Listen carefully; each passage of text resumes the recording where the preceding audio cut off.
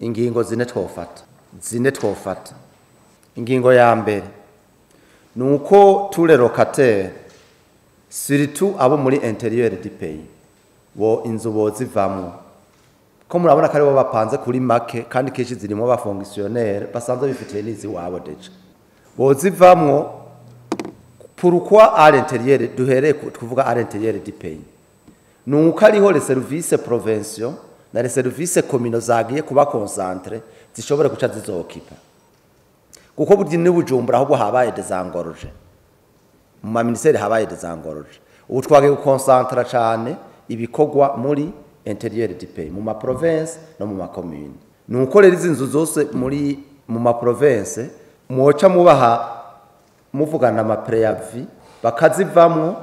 kugira aya ma bureau provinciaux les directions provinciales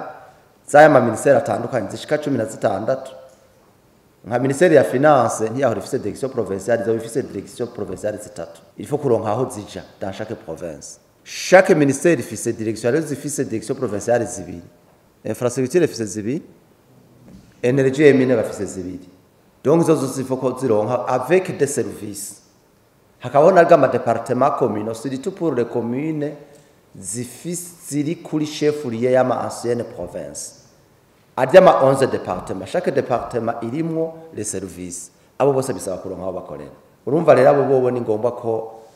binyaruka bagasohoka hanyuma zikaca zikoreshwa icya kabiri kurepartisa les directions provinciales mu mabiro kugira tumenye duti burya biro izi zibiri canke zitatu nizo zizoza mu direction provinciale ya finance canke ya education canke ya santé canke ya infrastructure canke ya energie emine harabashobora kuba batabitaho inzu yabi ya ministère ya agriculture yabi ya santé yabi ya education ni ya leta iyo ni umbero ya kabiri yuko inzu ziba rehabilité hanyuma zikaca ziba réaffecté devant mu direction provinciale yose uko ari 16 hamwe n'ama département communaux twarabonye ko mu ntara ngira ngo none mu mwabibonye ndetse ni Bujumbura mu ma ministère inzu za leta uko twamaze kubibona niyo tutarabiheza neza leta itegerezwa kuja mu nzu zazo kandi n'izindi zizosigara kuko nishobora kuzokipa zose ngo zishobora iya gatatu siritu ngahi Bujumbura tugira dushireho ini commission igira analyse novuga analyse pointue irabe amazu abantu ba leta twese dupanze ikirabe n'ayandi mazu ya leta ari disponible canke amazu ya leta ipangishije tuce tuvuga duti aba bapanze twebwe dupanze nka leta boja muzihe nzu leta ipangishije tumaze kubona duti nakayoja ngaha iyo nzu ipangishije tutatwanariza ro contrat uko imeze hanyuma tugire processes y'ukuntu ayisohoka hageze rero ko ayisohokamwo uyo wundi nawe ace yinjira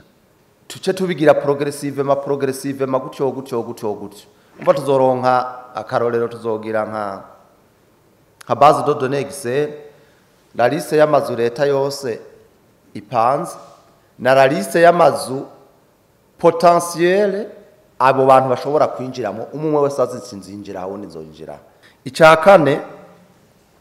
no gutunganya neza aya mazu amwe nk'izi quartier Zeimet